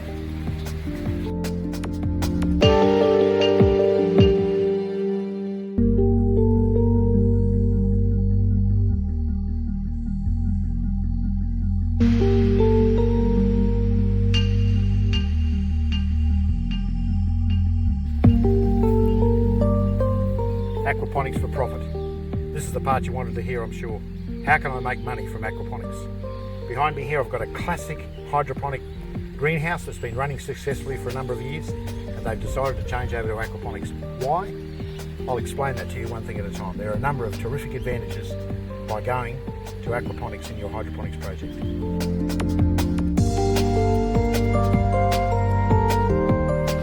One of the problems experienced by hydro growers with NFT systems, nutrient film technique, is water temperature. In NFT systems, commonly used in hydro systems, you have a very thin film of water running down a channel, and on a really hot day that water temperature can rise from one end of the channel to the other by several degrees, and you've got hot water trying to feed your plants with that. In fact, it's well known that lettuce do not like hot roots. In fact, 22 degrees C is the temperature that is most suitable for lettuce, and that's very difficult to maintain with NFT systems, nutrient film technique systems, because of the increase in temperature. But with DWC systems, deep water culture, we've got a much larger mass of water, and as we know, water is very stable in temperature. Actually, it's hard to make it move up or down. So the bigger the mass of water you've got, the less temperature swing you have, and also another thing, you have less pH swing. You can have much better control over your pH of your system by using deep water culture systems. And this farm setup that we're seeing right now, we're converting from hydro to aquaponics, and the owner is gradually going to replace all the NFT. Obviously it's a big capital cost to pull it all out and throw it away straight away, so gradually we're going to replace it bit by bit. As profit comes in, we'll replace it with DWC or deep water culture system, because of the advantages that has in both temperature and pH. And the advantages are significant, which means more money on the bottom line for you, the farmer. In running an aquaponic system for profit, I've got a secret for you. And you may not like it actually, but the main game is not the fish, the main game is the plants. Most of your profit will be derived from the plants that you grow and sell. The premium organically grown plants are where the money is. The money is not in the fish. The fish will give you a nice bit of cream on top of the cream cake, as the saying goes, and you'll make some nice tidy sums of money from the fish, but it's not the main game. Most people that get involved in aquaponics get a little bit excited initially and imagine all these fish they're going to sell. Well, that really doesn't happen. You do sell fish, but that's not the main game. The reason is that plants, you can start with a lettuce crop, for example, and no longer than 8 weeks after the day you start, you can be selling a finished product in 8 weeks. Whereas fish are going to take, depending on species, the very earliest 7 months, and some species might even take 2 years before you net a profit from them. So as you can see, in doing aquaponics for profit, the main game is the plants. So let's concentrate on the plants a little bit and see how we can make money out of the plants. This particular greenhouse has 5,000 holes, as the terminology goes. That's holes in the NFT channel, as you can see them there behind me. The number of holes we have is 5,000. Theoretically, that means we can have 5,000 plants growing at any given time. But in actual fact, that's not the whole story. Because with lettuce, for example, which we use as a benchmark crop to talk about, lettuce takes 4 weeks to grow from the time you bring the seedlings into the NFT to when you harvest. So if we have 5,000 holes, but for the sake of mathematics, let's say 4,000 holes, that means we can only harvest 1,000 lettuce per week out of a 4,000 hole system. We're rotating our crops correctly so that every week we take off 1,000 lettuce.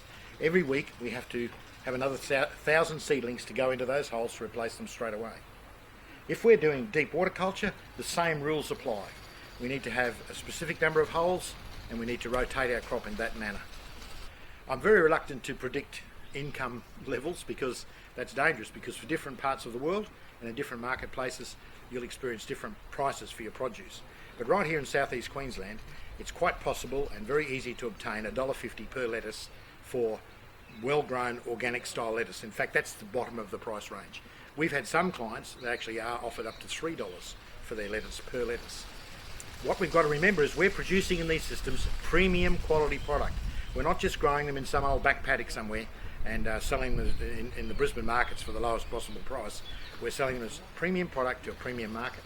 So we can expect, if we're going to harvest out of this one greenhouse alone, quite conservatively, we will harvest 1,000 lettuce a week, week in, week out. That's with one operator working by himself, $1,500 per week gross income. That's from your lettuce alone.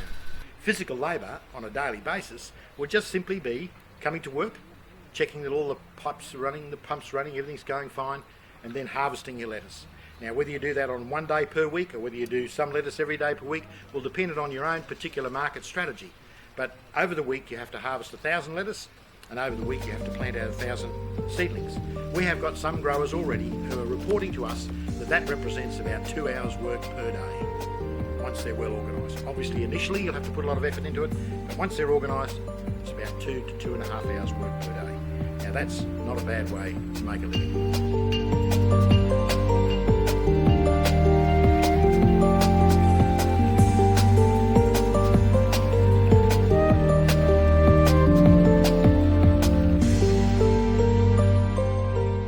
Deep water culture. 3 months later, we've been conducting trials at this new farm, and we can see what's happening here with our beautiful lettuce growth. We've got some iceberg, some baby cos, beautiful baby cos, they're great sellers. We've also got these oak leaf, which are also a wonderful good seller, and you can see the different coloured oak leaf we've got there. They're growing really, really well. The owner here has been conducting really quite tight trials to see what he can grow, and I've got to point out to you, this is high summer. We're now in the middle of February and we've had the most unbelievably hot summer. So you can see deep water culture works exceptionally well in growing lettuce. And we all know that lettuce are very hard to grow well in high summer. So I think this is an absolutely fantastic result. The owner is harvesting rigidly at 4 weeks, just to make sure he can record what results he's getting. And the results are really, really good. We expect the growth will be even better though as the weather cools off a little. And as you can see, a great result. Very colourful, beautiful test bed here of wonderful summer lettuce. We can see here another one of the test beds that the owner is running. There's some beautiful lettuce growing here that probably should have been harvested a week ago, but that's fine. They're still very nice and very saleable product. I'd just like to point out to you that this whole system of aquaponics commercially is perfectly expandable and perfectly scalable. What we can do in one greenhouse, we can do in multiple greenhouses. So if the income is not enough for you, it's easy enough to commission another greenhouse. And then there's the other factor we mustn't forget, and that is the fish. Over there in the fish shed, we've got fish coming on now. In about 8 to 9 months to 12 months time, we're going to have a constant, continuous harvest of fish that will also implement a beautiful income stream from that.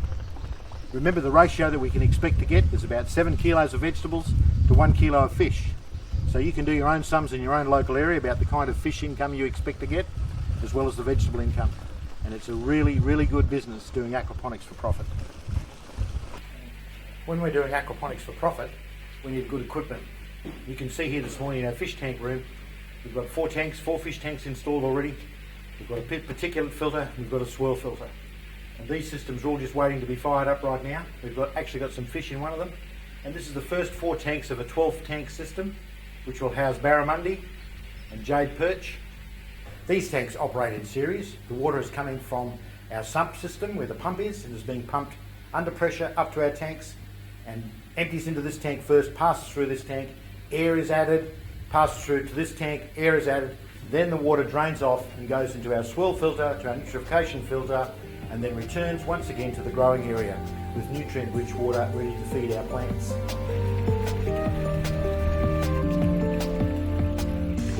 This will be a 12 tank system when finished, and each tank will hold 100 fish. It will grow out to maturity, so that's a 1200 fish system, and that will be complemented on our greenhouse side by a 5,000 hole greenhouse. This is the swirl filter.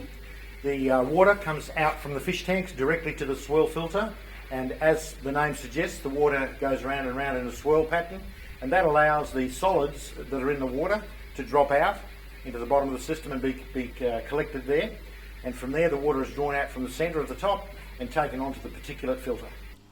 I'll just put these floaters in here so that you can see the water movement, how slow it is. Now we've got about 18,000 litres of water per hour moving through this, believe it or not, and you can see the slow movement of the swirl, and that water moving nice and slowly like that allows the solids to drop out to the bottom of the swirl filter. And if we just move these closer in towards the centre, you'll see just how slow it's moving in the centre compared with the outside edge. And that's the principle of a swirl filter. So that's why we extract the water from the centre off to the next stage of filtration, the water that's moving the very, very slowest. To swirl filter or not to swirl filter, it's a question that's often asked. When do we need to add pre-filters to our aquaponic systems? Well, in commercial systems we do it because we're mostly using deep water culture or NFT to grow our veggies, and therefore the roots are immersed in water all the time. If the roots are immersed in water and there's a lot of solids in the water, the solids will adhere to the roots and eventually block oxygen off and stunt plant growth. That's why in a commercial aquaponic system or a deep water system of any description, we need to pre-filter and remove the solids and treat them in a different way. In a domestic system where we use a gravel grow base or some kind of solid growing medium in our grow beds, we simply do not need to pre-filter the solids out. I just want to stress that point. If you want to filter them out, by all means do. It's not going to hurt anything, although you're going to add another element of work to your system that is just simply not necessary. So once again, why the swirl filter, why the particulate filter, why the dropout zones? And that is because we're trying to remove all the solids we can from the water, because this is a commercial system that operates on deep water culture or NFT. The particulate filter has these green spaghetti sheets in them, which are designed to catch any further solids that might be in the water. The much finer suspended solids are collected on this, and they are caught by that, and of course that's a great place to house our beneficial bacteria that will convert the ammonia that's in the system to nitrates so that the plants can be fed with nitrates. And of course it's a great place also for the mineralisation to occur for the solids that are there, because you'll see in some of the other shots we'll show you how that air is introduced between each panel, copious quantities of air, so the water's got miles and miles of oxygen in it, so the mineralisation process can take place. Mineralisation takes place in this tank as well as other places, but principally here. These screens capture the solids that are still remaining in the system, the much finer solids, the suspended solids, are captured on these as they pass through, and there the good bacteria and myriads of bacteria actually work on those solids and release the minerals that are trapped inside those solids. And that's where we get all the minerals from for our system, because the fish wastes are very high in nutrient, and that's what the mineralisation process is all about. Of course we need lots of oxygen for that, so you'll see at every point through the filter more oxygen is added to the water by way of air bubbling, and we've got very oxygen rich water passing through, and these minerals are being released into the water stream and being carried off to the plants to grow the plants. To get the maximum benefit from the waste, the solid waste that we remove from the system, we really need to compost it or treat it in some way so that we can get the release of the minerals and nutrients that are in that waste. And in a commercial aquaponic system, we do that in the waste collection system. And I must stress that if you filter the waste out of your system, I'm talking now to people who have a domestic system, a gravel-based system of some sort, if you insist on filtering those wastes out, then you must do something with them. Otherwise you're losing a very important part of the nutrient cycle of your aquaponic system. And it's just silly to take that out and throw it away. Okay, you might say I'll put it on my regular veggie garden or my potato garden. That's a valid use, but you're actually taking nutrient out of the aquaponic system that should be in there. And in a domestic based system, we're going to have worms in our grow beds that are going to do what worms do, and that is to treat the solid matter and make sure that those nutrients, minerals, bacteria, microbes, on and on it goes, are kept in the system and deliver the maximum nutrient for you when you eat that beautiful tomato or lettuce. You're getting the maximum benefit from it. So we don't want to remove wastes from our system and throw them away, that's for sure. In a commercial system we keep them, remember, and we treat them so that we can make sure that the minerals are released to the system. That's what we should remember about waste. This is the main sump area. As you can see, the water's returning from the fish tank area, the fish tank shed, and also returning from the growing area. Immediately in front of that we have our sludge treatment system. Sludge from any area in the system, from the swirl filter, the main swirl filter in the fish shed, and from the particulate filter. Any sludge that's drawn off from there will wind up in this sludge tank down here, where copious amounts of air are added in order to mineralise the solid wastes. And that, of course, the water is then drawn off and returned to the system, full of minerals, so that nothing is lost to the system as far as mineral and nutrient goes. Isn't that wonderful? So the water comes through several systems of sludge removal. In fact, in this system we've actually got 6 points in the system where sludge and solids can be removed, collected, moved to the sludge treatment system and treated, water drawn off, clear water drawn off, full of minerals, and returned to the system again to be recirculated through the growing area. What a fantastic system. Nothing is lost.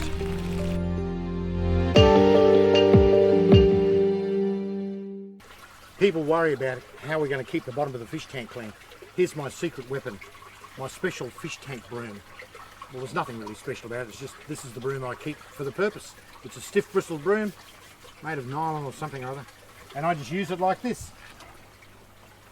I just scrub the bottom of the tank with the broom. And I do this about once a fortnight. The fish don't really mind if I go around and give the bottom a bit of a scrub. And what happens with that, it stirs up any old fish food that might be down there or anything like that. And you can see that water starting to get a little bit dirty now. And now I'm going to give the sides a bit of a scrub. We don't want to do it too often because we don't want to stress our fish too much. But we're just going to give the whole thing a bit of a scrub the walls down. And that's it. You can see the water has gone a little bit dirty now, but that's fine. The pump will pick that up. It'll deliver all that stuff into the grow beds. It becomes part of the nutrient chain for our system. And we're keeping the bottom of our fish tank clean. I'll show you another tank.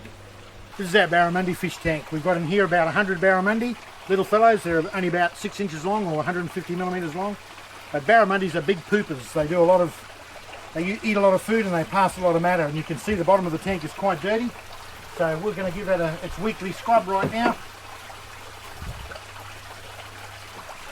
And this will stir up all the food and stuff for fish poo that might be on the bottom of the tank. It'll settle down there. We'll give the sides a quick scrub because we don't want to stress the fish too much, but it's something that we must do. We must give it a bit of a scrub. There we go, that's all there is to it. See how dirty the water's become? That's fine. All the fish poo, you can see the suspended solids in the water now. They'll be picked up by the pump and taken to the grow bed, and there they'll become part of the nutrient chain. You'll see we're running a pretty big pump in this tank. In fact, we're running a 15,000 litre per hour pump because we want to circulate a lot of water for our barramundi. They're a fish that like a lot of water movement. So we've got a bypass here. Some of the water is being bypassed and sprayed out over the top of the surface to create more oxygen. And we've also got another bypass coming off the side of the pump here, pointing straight up in the air, that allows more water movement. And underneath the water, you can't see it, we've also got another nozzle that points in that direction so that we have circulation of water underneath that keeps everything moving. We do that especially for the barramundi because they like a lot of water movement and they like clean water. It doesn't look too clean at the moment, but in about an hour's time, all that stuff that we've stirred up will be in the grow bed, being part of the nutrient cycle, and the water will be nice and clean again, full of oxygen, lots of water movement, very happy barramundi.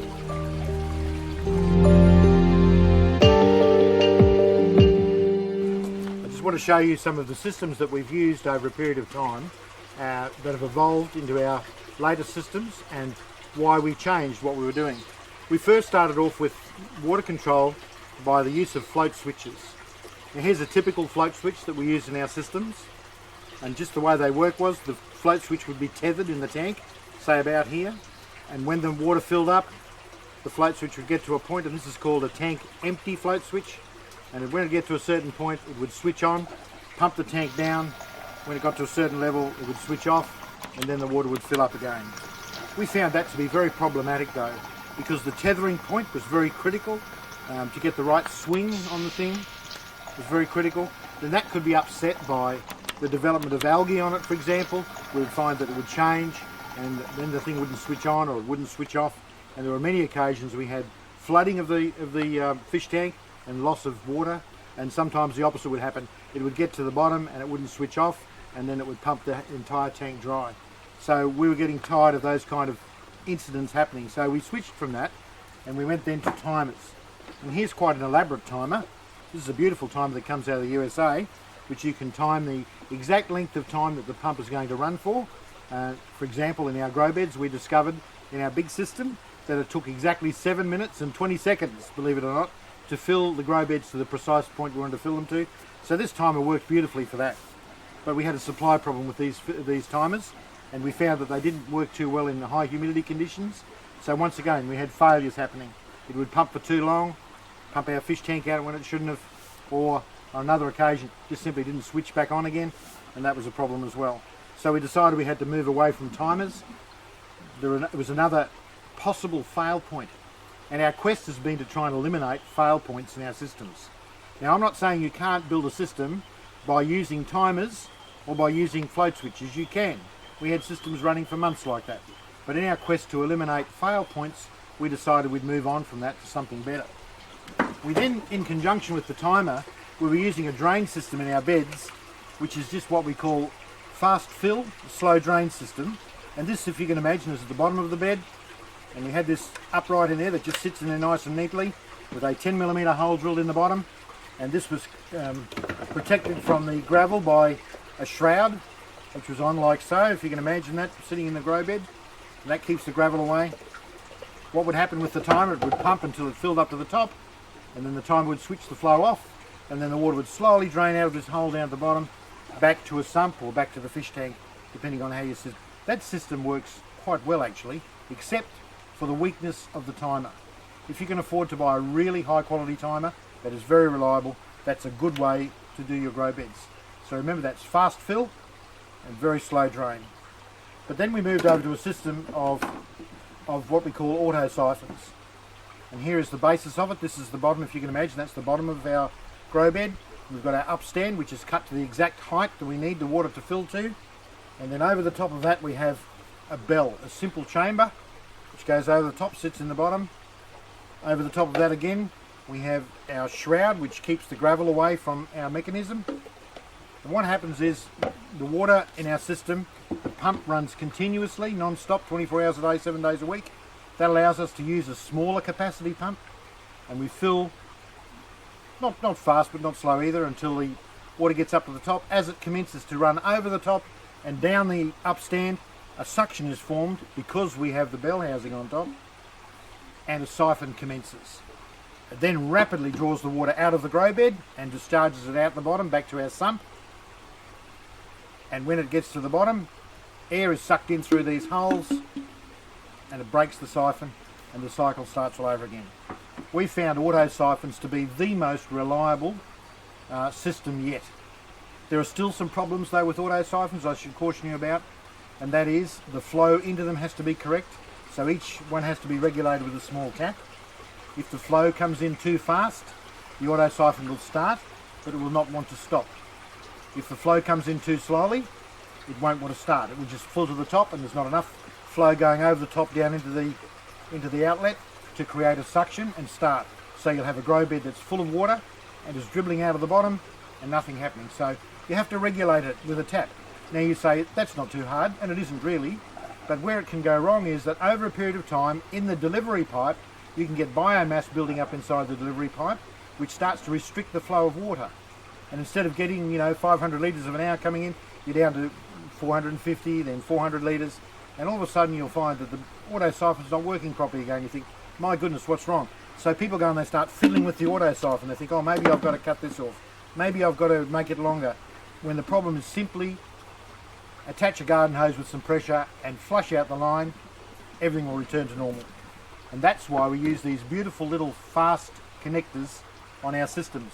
For example, here's our pump. You can see the snap-on fitting with a O-ring on it. This simply pushes on. You slide the red slider down and that's connected. Isn't that beautiful? And what we can do to flush our lines is quite easily on our pump. We can just simply remove that. Turn the pump off first, of course, otherwise you'll get a squirt of water in your face. And we just hook a garden hose to it, and we can put some high pressure water through our line to clean out any biomass, and you'll find that your auto siphon will return to normal operation. Auto siphons are pretty much foolproof, provided you keep things nice and clean and make sure you do some regular maintenance on your system.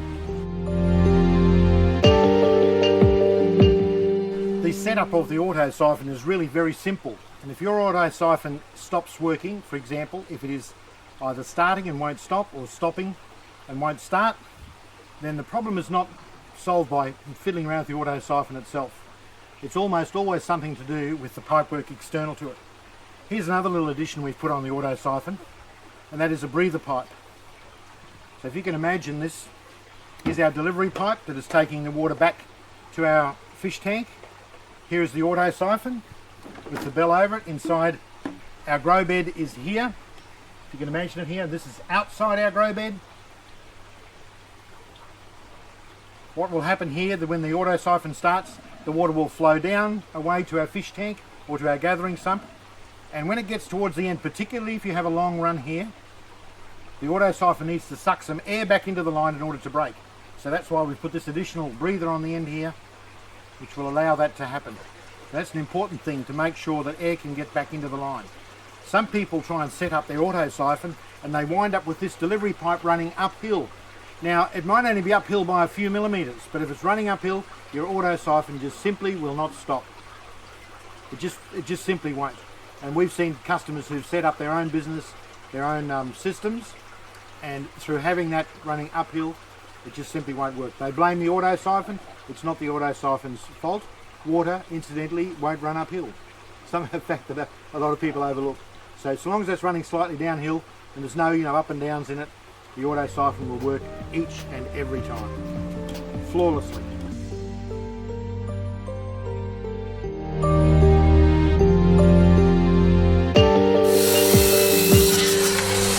We're at Yandina this morning installing a homestead kit, a modified homestead kit. We'll see a little bit later on. We've got a commercial fish tank over there that gives us a greater variety of fish we can keep. We can partition it and do all sorts of things like that.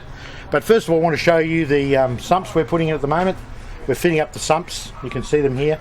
They're 585 litre sumps, and this is so we can install our chop system. And the chop system, of course, stands for constant height one pump. But in actual fact, we have two pumps, so we've got some redundancy in the system. We'll have one pump in each sump, and that will pump back via these pipes here. If we can just swing to the pipes, you can see the 25mm PVC pipes, which will bring the water back from the sumps via the pump. And you can see the 90mm pipe, which will carry the water from the fish tank by gravity to the grow beds. So that's how we achieve that. So you can see the layout here now. We've got our sumps laid out, and on top shortly we're going to fit up 4 grow beds on top that will receive the gravel. This is just river stones, which is very nice because it's round and it's nice and soft on your hands. You can see there's a lot of clay content in it there and amongst it. That will actually wash off. I don't believe in washing the gravel, because in washing the gravel before you put it into your grow beds, you lose a lot of good nutrients that might be in that soil, the soil that's clinging to the gravel. But as we circulate the water for the first week, the water will become very dirty because this will get washed. But believe it or not, all this dirt will wind up in the bottom of the grow beds, back in the bottom of the grow beds, and will remain there to form a nice ecosystem. Actually, it'll turn into a beautiful ecosystem eventually.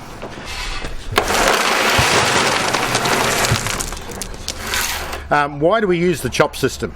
Well, this has come about because we want to get to a situation where we can use the absolute minimum of power to move the water around. Because an aquaponic system is a perfectly natural system, except for the reason that we have to move the water, and we can only do that with pumps of some sort or another. So over a period of time, we've strived to get our pump down, our pump size down, pump size down, pump size down, so we can get to a very minimum. And this is the way we've achieved it, by having the water flow in one direction is done by gravity, and in the other direction it's removed from the sumps back to the fish tank by the smallest possible pump. Now in this system, as I said earlier, we've actually got 2 pumps, but we only need to use one. The second pump is really just a standby pump for redundancy purposes, but we only need to use one, and the pump is actually only a 60 watt pump, moving 4,000 litres of water per hour it's capable of. So you can see we can have a good water flow with a minimum of fuss. Originally our systems had 2 pumps in them all the time. One was required to move the water out from the fish tank and one to move it back, and we quickly discovered that that was just a waste of energy. So that's why we do the chop system. In this beautiful tank, we have aeration at the bottom in our commercial tank here. You can see in the middle we've got 2 areas where any solids that are not picked up by the system and moved out to the grow beds will be gathered up and can be disposed of later. And we've got an upstand pipe here that will allow us to draw the water from the bottom of the fish tank by gravity out to the grow beds, and the water of course will come back from the grow beds by the use of the very small pump that we've got and go into the top of the tank. So therefore we've got good water circulation going through the tank, and we're moving the water backwards and forwards at all times with the minimum of energy requirement. Now it's absolutely imperative that at the grow bed, where the entrance comes into the grow bed, where the water is delivered, all those grow beds must be absolutely level, because quite logically, if one grow bed is say 10 or 15 millimetres lower than the other one, the lower one will receive the majority of the water. We've actually got a connecting pipe here. See this 40mm pipe running along here? That connects the two sumps together, and that's a balancing pipe to keep both the sumps at the same level. And that's how we can run only one pump. We only need to run one pump because the water will drain from this two grow beds into that sump and that two grow beds into that sump, but the water will be balanced between the two, so the water will flow from one to the other, and that way we'll always have a balanced system. If the grow beds are perfectly level, then you're going to have even distribution of water. You can solve the problem to a degree if you have not got them exactly level by introducing a ball valve or some kind of tap on the outlet so you can adjust the water, but that's an additional expense. If you take the time in the first place to make sure that all your grow bed inlets are perfectly level, then you won't have a problem. In the development of our chop system, another important aspect was the pump size. When we did the old system of rapid fill and slow drain, the idea was to move the water out very quickly from the fish tank and distribute it to the grow beds nice and evenly. And we would do that, say, in about 7 or 8 minutes with the big pump. And that big pump was a 15,000 litre per hour pump, which drew 400 watts of power. Okay, it was only on for 7 or 8 minutes, then it was off for 40 minutes. So the power consumption wasn't all that bad. But when we moved to chop, it meant that we were filling slowly and draining rapidly. So we were running the pump 24 hours a day, 7 days a week, which allowed us to move to much smaller pumps. Now on that same system, we now use a 3,500 litre per hour pump, which burns this particular brand 100 watts. You can get some very good quality German-made pumps that will do the same job and only burn 30 watts. But the trouble is the cost of the pump. For example, this pump is a $125 pump. The German-made pump is about $400. So there's always a trade-off. When you're building an aquaponic system, are you prepared to pay a little bit more in power and a lot less in the pump, or do you want to buy a really good pump and pay less in the power? If you're running this pump, for example, 100 watts, on the current electricity charges in Brisbane here in Australia, that would cost me around about, in a year, about $120 a year to run that pump. So in my book, that's still very acceptable. Of course, obviously, the ideal aquaponic system, we wouldn't have a pump at all, but we've not found a way to do that yet. So there you go, that's the story on pumps. And another reason why we wanted to move to chop was to actually cut down the size of the pump. We actually went to the extreme with one system in testing it, and we ran a system on a pump that only moved 1,000 litres of water per hour. And we found, unfortunately, after a while, when we started to have little bits of biomass developing in the pipes and all that sort of thing, the velocity of the water and the volume of the pump was not enough to keep the system going. And we found that we had grow beds stopping, the auto siphons weren't starting, and all those sort of problems. So we've had to bring the size of the pumps back up again to a level where the thing will function and continue to run with a minimum of maintenance. On the really small pump, the buy cost was cheap. It was only about $120 again, and it would have only cost us about $60 or $70 a year to run. But I think it's a good trade-off in buying the bigger pump and making sure that you've got plenty of water flowing through the whole system. Because not only are your plants happier, because you're delivering the nutrients around the place much better, but the fish are also happy. Remember, it doesn't matter what species of fish they are. Fish are very happy when there's a lot of water movement going on, and you're not going to get any dead spots in your system. You're continuously changing the water over, moving it through the grow beds and back into the fish tanks again. And that's what the chop system is all about, being able to do all that with a minimum of power consumption. For fish species like barramundi, for example, they like a lot of water movement and a lot of water clarity and a lot of oxygen in the water. So you need to turn the water over much more rapidly with barramundi, for example, than a fish species like tilapia, which are much more forgiving of not so good water quality. So it pays to have a bit bigger pump than you think you need. And that's a rule of thumb. Thousands of litres per hour is the same as the thousands of litres of water you have in your system, or gallons per hour, gallons of water, same rule of thumb. Don't skint on the pump. The good thing today is we can buy these cheap pumps. They come from that faraway place. We can't mention the name.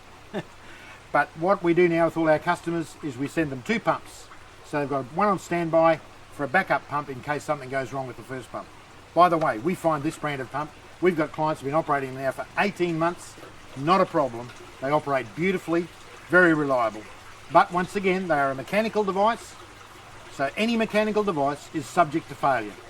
And you've got to keep that in mind when you're setting up your system. So just to give you some rules of thumb, if you have a 1,000 litre system, in other words your grow bed, your fish tank and the volume of water you have in motion at all times is say about 1,000 litres or 250 gallons, you can get away with a pump that's only 2,000 litres per hour. 2,000 litres is about 500 gallons roughly per hour, that capacity. If you move up to a system that's got 3,000 or 4,000 litres of water in it, then in my opinion you need a pump of about 4,000 litres per hour. So roughly the number of thousands of litres per hour is the same as the thousands of litres you have in the system. So in other words, it's capable of changing over the entire water once every hour. Now some people might think, oh, you know, you could argue about that. But look, we've found with experience that that works and works really, really well. So why not do it that way? It's very important to clean your pump regularly. I clean my pumps once a week, a regular routine. I pull the pump out while it's still going. I take the slider off, let a bit of water run through rapidly, and take the filter off, the filter thing off, give it a good bump on a piece of wood, clean anything out of it, because if you've got species like jade perch or tilapia that like to eat vegetable matter and you're feeding them old lettuce and stuff, you'll find a lot of it will be stuck around here.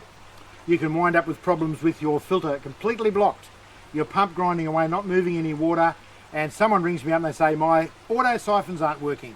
There's nothing wrong with the auto siphon, they haven't cleaned their pump for the last 3 months. So regular routine, once a week, clean your pump. It takes you about 2 minutes. Snap the filter back on, back in the water, and away it goes. Another easy way to clean your pump is just use a banister brush. You know, like the brush that comes with your dustpan and broom that you use in the house, and just give it a quick rub while it's underwater. Just underwater, bit of a quick rub, and that will help remove any of the debris or fish poo that might have built up on around the cleaning grill here, and will actually send it up the pump through the pipes and into your grow bed so the worms have got something to eat. So that's a good tip to get rid of the dirt around your pump.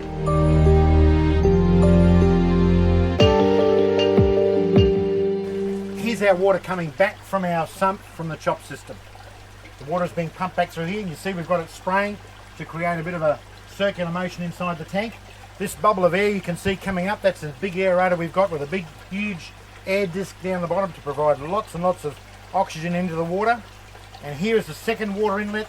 We've got a second pump running at the moment because we like to have lots and lots of water volume coming through, and I like to have a second pump running, even though it burns a bit more power.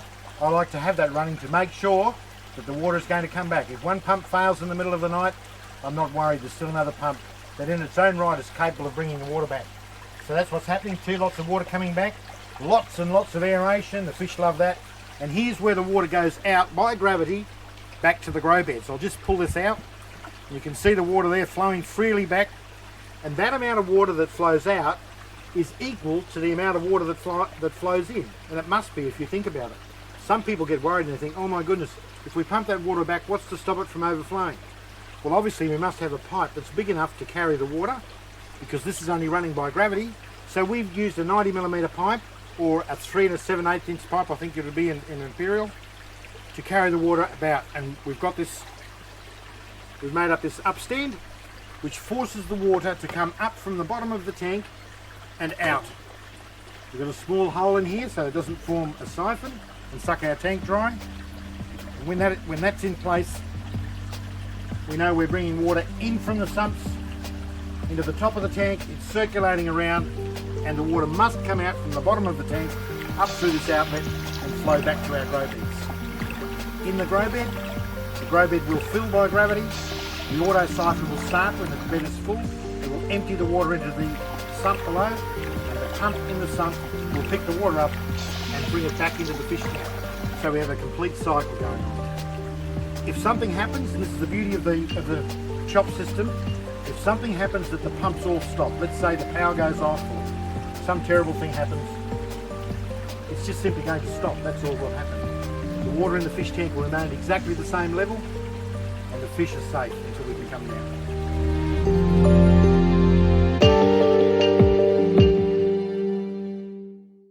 You simply cannot have too much air going into the water in your system.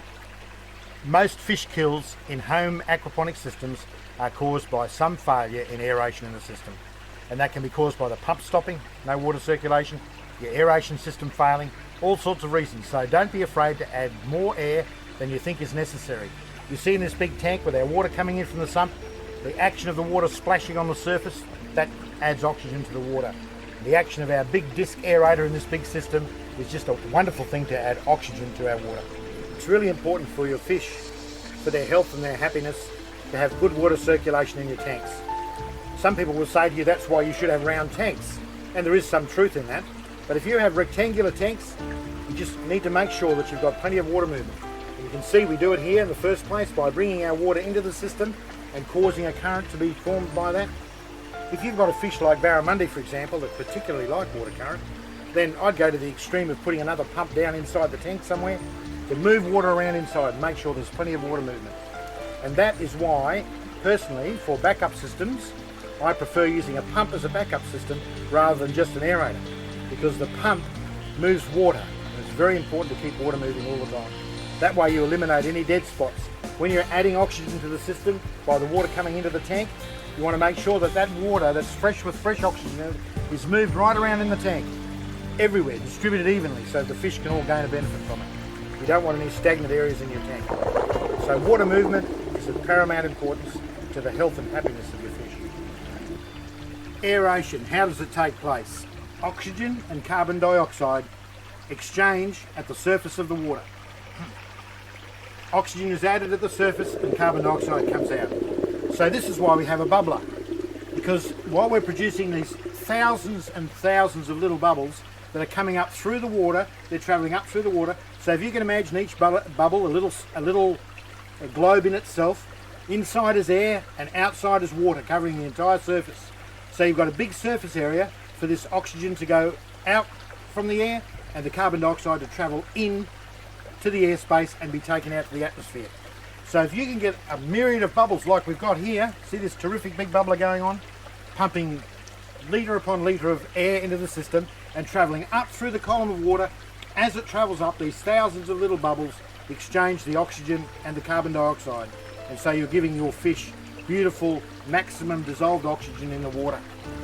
So don't be fooled into thinking that it's just going to happen by itself just at the surface. The surface is not enough. It would be enough, for example, if we had the same number of fish in a huge dam of acres in size, because then there's enough surface area for the natural exchange to take place. But when we have fish living in a compacted area, like in a tank, we must provide aeration to the water. And the best way is plenty of oxygen going into a good membrane, fine membrane, to produce a fine bubble system like we have here. You can see it's massive, the amount of small bubbles that are travelling up there and causing oxygen and carbon dioxide to be exchanged and giving the fish beautiful, healthy, plenty of oxygen water. Now the benefit also flows onto the plants, you've got to remember, because this water that's absolutely loaded with oxygen is now going to flow out of our tank system. It's going to go to our grow beds, and there we've got water going. It's going to surround the roots of our plants with loads and loads of oxygen in it to start with. Then when our grow bed drains, we're going to suck air down through all that lovely gravel, and we're going to have lots and lots of oxygen delivered to the roots again. So it's an ongoing process. By moving water and by moving air, we're creating absolutely ideal systems, just like you'd find in that mountain waterfall with the beautiful little lake below and the lovely fish growing in there in a beautiful pristine condition. We're doing exactly the same thing at home here in our own backyard.